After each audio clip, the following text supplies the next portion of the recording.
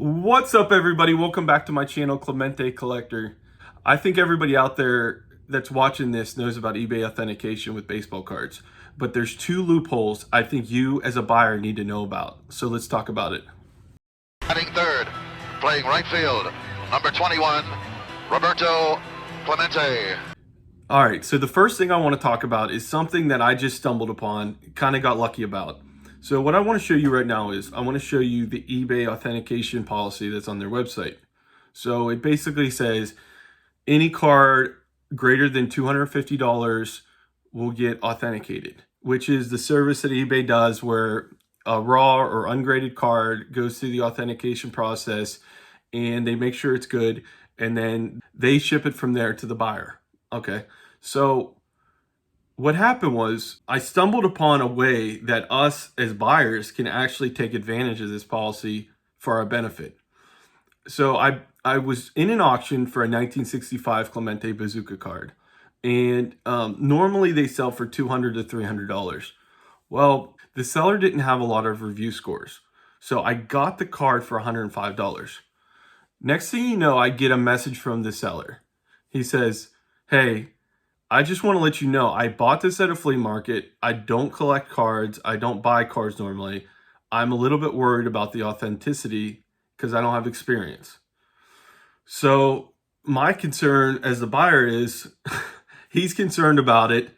It's hard to tell from pictures. You know, that's one thing about buying ungraded cards on eBay. It can get really scary out there. You know, a picture, holding the card is the most important thing. So I said, so eBay has a policy, if a card sells for over $250, there's an authentication process. I said, well, why don't we try something? I said, what if we canceled the sale, you list the card as buy it now $250 or best offer. When you list it for $250, it will trigger authenticity. And then send me an offer to buy the card for $105. So I'm still buying the card for what I wanted in an auction, but we're kind of tricking the system to show it that it's a $250 value card. So next thing you know, he relists the card. He does buy it now, $250 or best offer. And he sends me an offer for $105. I approve it. He gets triggered to send the card to authenticity. So it did exactly what I thought it would do. But I just wanted to verify that. So basically, the card did end up going through authenticity, and it got denied. And they declared that the card was not real, so it was fake. So I got my money back immediately. The buyer was very nice about it. He said, you know, that was a good call. This is a loophole I think we could use as buyers, because I personally feel that the authenticity process is a good thing for us. You know, you don't have the card in hand. I know the authenticity process is a little bit crazy as far as graded cards go, but ungraded cards, us as buyers can take advantage of this if we have a willing seller that would, you know, list any listing for a buy it now price over $250. So we could have a $50 card go through authenticity. What I wanted to show on the screen real quick is I went through and I set up a card for sale, and I'm going to show it right over here.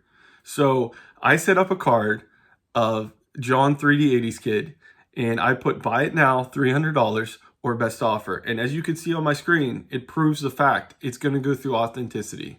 So that is one loophole I don't think a lot of people out there know about, and I wanted to share with you guys. Now I want to talk about the other thing about eBay authenticity that a lot of people don't realize. If it's a card lot, eBay does not authenticate. They only authenticate singles. So recently, Doug from DK Cardboard, he sent me and a couple other guys a message saying, "Did you guys see this Jackie Robinson card? It's a near mint copy, and it's in a lot with 4 other cards that are like $5 Hall of Fame cards." He basically said, what do you guys think about this? Like, why would the seller avoid authenticity? So then I went to the seller's website, and he did this a lot. And he actually has listings up right now that he has a mantle card up right now, and it says it comes with other cards. He doesn't even tell you what the cards are. He has a Clemente card up right now. And the first thing I want to say is I'm not going to show the seller's name on here. He has really, really good review scores. So I'm not trying to make a video about one seller in particular. I'm just trying to talk about a topic. And he's not the only seller that's doing this. I went on there and I'll show you right now. There's a mantle card. It's a 1 card lot. And once again, I'm not going to show the seller's name up there. I don't think that's right.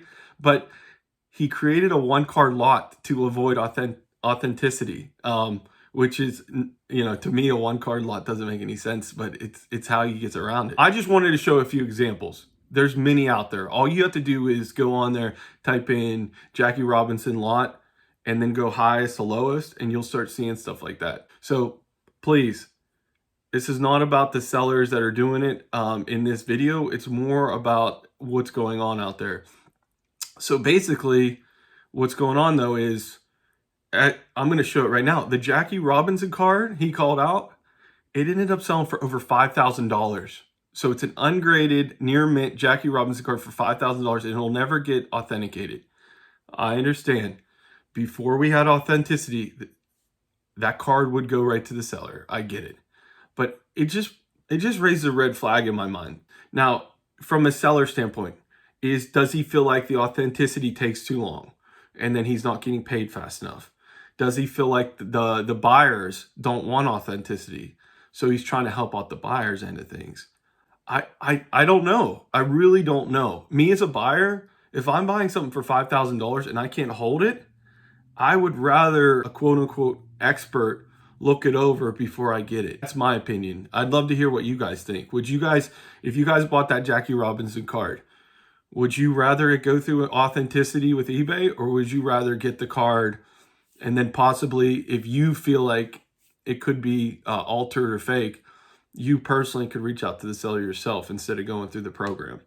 So it's a great question. I personally, like I said, I personally don't like the fact that they found a loophole and they're doing stuff to go around it. But I'd love to hear what everybody else has to say.